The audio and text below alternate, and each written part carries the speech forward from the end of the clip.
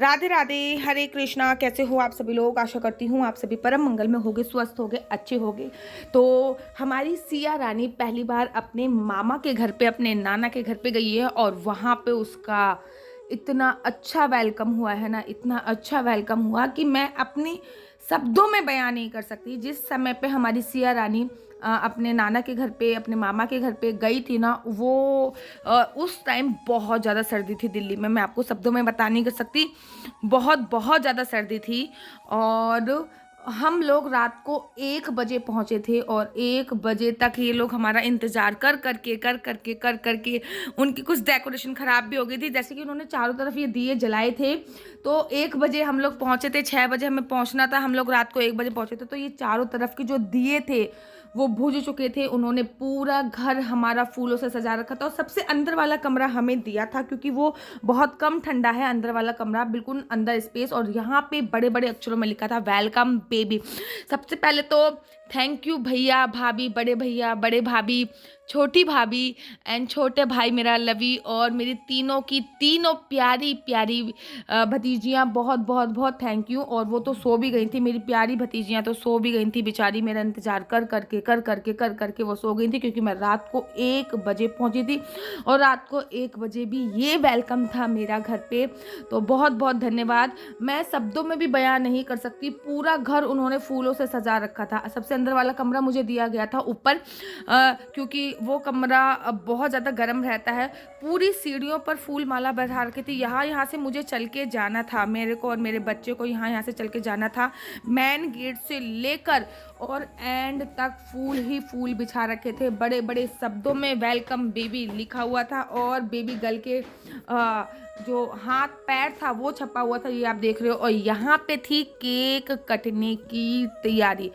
मतलब जब आपके लिए कोई करता है ना, तो आपको मन करता है कि उनके लिए भी बेस्ट किया जाए। लेकिन कुछ लोग ऐसे होते हैं, करते भी कुछ नहीं है। हमने अपनी लड़की होने पे सबको इतना दिया है, इतना दिया है, इतना दिया है, मतलब ससुराल पक्ष में लोगों को, लेकिन फिर भी यार पेट ही नहीं भरा।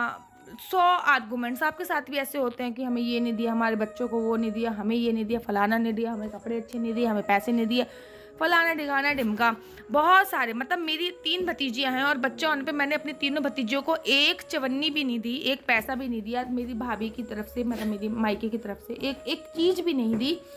तब भी वो लोग इतने खुश थे, उन्होंने मुझसे कोई आर्गूमेंट्स नहीं किया, कुछ भी नहीं किया। इनफैक्ट इतनी वेलकम की तैयारी इतनी अच्छी तरीके से करी गई। और ससुराल में तो लोगों ने मुंह से मांग मांग के लिया और हमने दिया भी, क्योंकि हमारी पहला बच्चा था तो हमने दिया। लेकिन फिर भी बहुत सारे आर्गूमेंट्स हमारे पास आए, ये नहीं दिया, वो नहीं दिया। मतलब आप लोगों के साथ भी ऐसा होता है, जब आप किसी के लिए करते हो ना और फिर आपको कोई कंप्लेन करे तो अच्छा नहीं लगता। खैर भगवान उनका भी भला करे। खैर भगवान ने हमें इस काबिल बनाया है कि हम दे सकें और हम ऐसे ही उनको हमेशा देते रहें। भगवान ऐसी कृपा हम पे सदा और सदा ही बनाए रखें। चलिए अब तैयारी करते हैं केक कटिंग की। और यहाँ पे स्टार्ट हो चुकी है केक कटिंग की तैयारी। अच्छा, इस पे केक पे ना मेरे भाई ने एक मोमबत्ती लगाई हुई थी। वैसे तो हम मोमबत्ती केक पे लगाते नहीं, लेकिन बुझ ही नहीं रही थी। देखिए हम लोग क्या क्या आर्गुमेंट्स कर रहे थे। कैंडल है, कैंडल जब तक जलेंगे तो इंतजार ही कर रहे हैं कि कब खुलेगी। जोर से जल गई। गरम हो रही वो पूरी नीचे हीट ये पिघलने की और लग रही है, पिघल रही है, गरम हो बीच में बत्ती है, उसमें आग लगेगी। आधी कैंडल ना जल जाती है ये। ऊपर जलेगा तो नीचे आएगा, है ना? चलो सब अपना छोड़ेगी क्या ये? अब आसपास से होगा ना, सब अपना अपना तुक्का फिट कर लो, जिसका सही होगा वही सही है। ना जलेगी, अब जलेगी।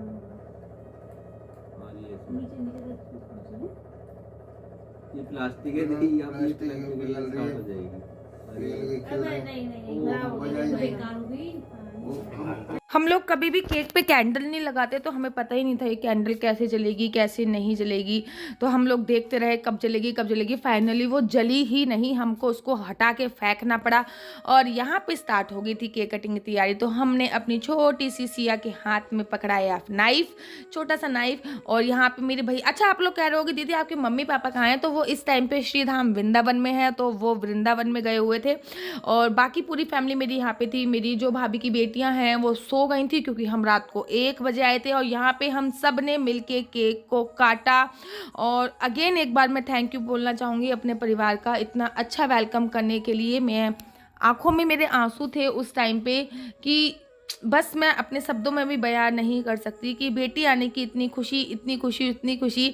मेरे को ना बड़े प्यार से पाला है मेरे मम्मी पापा ने और हम भी चाहते हैं कि हम भी अपनी बेटी को इतने ही प्यार से पालें।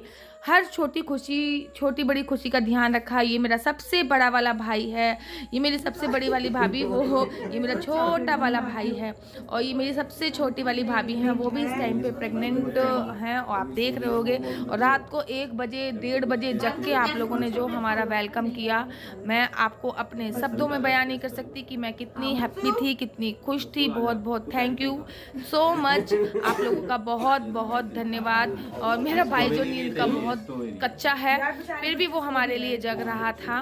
तो ये इस प्रकार से सिया का उसके नाना जी के घर पे वेलकम हुआ और जैसा मैंने सोचा भी नहीं था उससे 50 गुना ज़्यादा अच्छा हुआ। थैंक